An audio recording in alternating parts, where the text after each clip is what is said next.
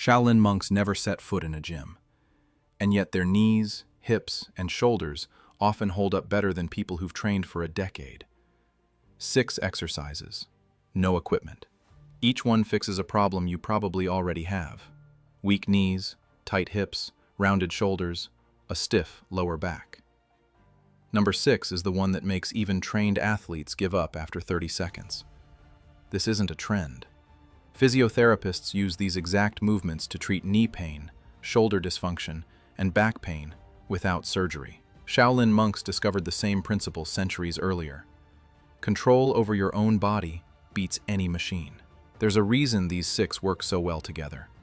Most fitness routines train muscles in isolation, in the middle of their range, in positions that feel safe and familiar.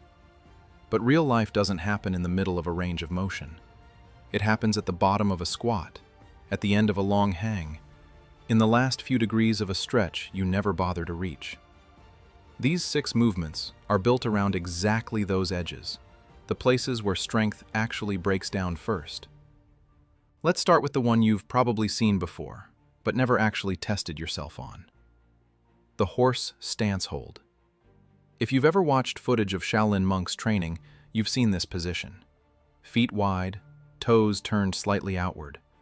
Lower yourself until your thighs are parallel to the ground.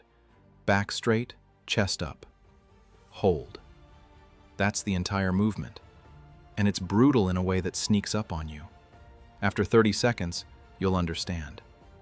After a full minute, you'll start questioning every assumption you had about your own leg endurance. This isn't just a leg exercise. It builds posture, mental discipline, and structural strength through the entire lower body at once. Shaolin monks hold this position for minutes at a time as a foundation of their training, not as a punishment, but as a daily practice. Here's the part almost everyone gets wrong: the breathing. If you panic and hold your breath, you lose half the benefit of the exercise. Stay calm. Breathe slowly and steadily. Stay relaxed inside the effort instead of fighting against it. That's the real difference between this and a typical gym exercise. This is where physical training quietly becomes mental training. Now let's move to the exercise that humbles almost everyone the first time they try it. The reverse Nordic curl. Kneel on the ground, body upright, shins flat against the floor, hips pushed forward. From here, slowly lean backward, keeping a straight line from your knees to your shoulders. Don't bend at the hips. Don't collapse. Control the descent. Go only as far as you can manage, then pull yourself back up using your quads. If your legs are already shaking after a few degrees, that's not a problem. That's information. It's showing you exactly where your weak point is. Here's why this matters more than any leg press machine ever will. Most injuries don't happen when a muscle is short. They happen when it's long and under load.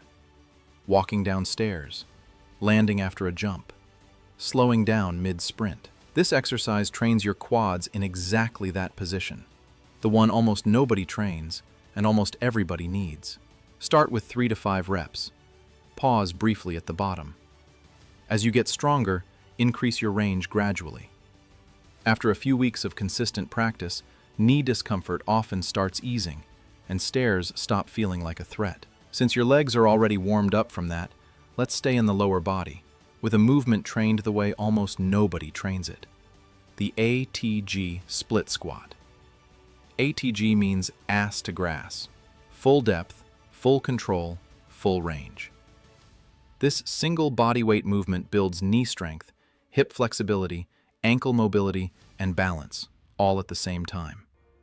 Step into a split stance, 1 foot forward, 1 knee lowered behind you. Drive your front knee forward over your toes while lowering your back knee toward the ground. Stay upright. Keep your front heel planted the entire time. 2 of the most common mistakes here are letting that front heel lift and folding forward at the torso. Both quietly cancel out the benefit of the exercise. Pause for 1 to 2 seconds at the bottom if you can. That pause is where the real strength and control get built.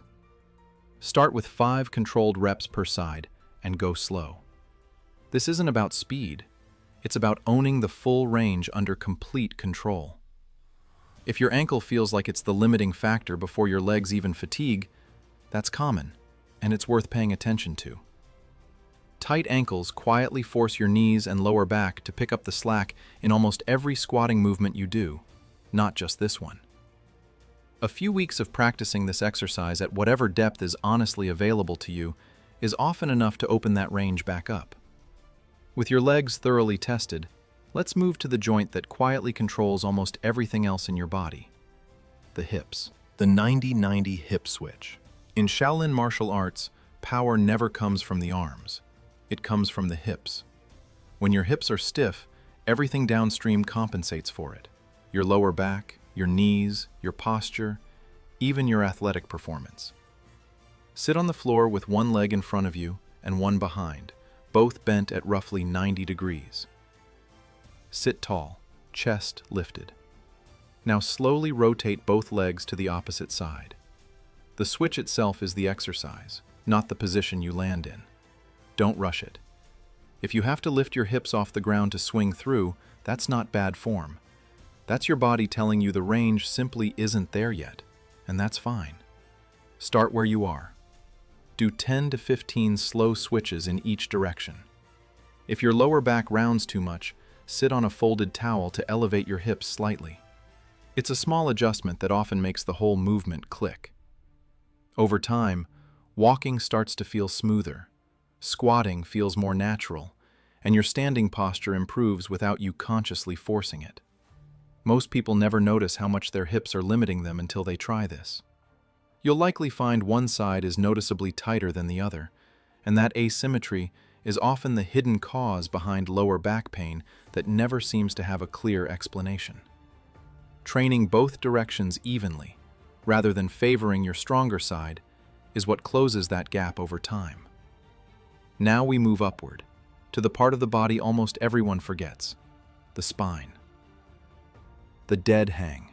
If you sit for hours, look down at your phone, or drive long distances, your spine spends most of the day compressed. Your shoulders round forward, your neck locks up. In Shaolin temples, hanging and climbing weren't training gimmicks, they were daily maintenance for the shoulders and spine. Grab a bar and hang. Let your body go completely loose. This is the passive hang. Your shoulders will drift up toward your ears, and you might hear or feel small releases along your spine. That's normal. That's often exactly the space your joints have been missing. Hold this for 20 to 30 seconds. Then shift into the active hang. Pull your shoulder blades down and slightly back while keeping your arms straight. The passive hang gives you mobility. The active hang gives you stability. Most people only have one of the two, either loose but unstable, or strong but stiff. This is how you build both at once. Alternate between the two positions in the same set. Work up to 60 seconds of total hang time per session. Within a few weeks, your shoulders and upper back will feel noticeably less compressed by the end of a normal day. And finally, a movement you've done 1,000 times but probably never done completely: the full range push-up. Most people treat push-ups as a chest exercise done at half depth. Halfway down, halfway up. That builds a half-functioning body. Lower yourself all the way until your chest touches the ground. At the bottom, let your shoulder blades spread apart fully. Don't rush this part. Own it. Then push up powerfully, and at the top, actively push your shoulder blades forward and apart. That final movement activates the serratus anterior, one of the most neglected muscles in the human body, and one of the most important for shoulder health and posture. If you deal with rounded shoulders or nagging shoulder irritation from a desk job, this is very likely the missing piece. Start with as many clean reps as you can hold proper form for.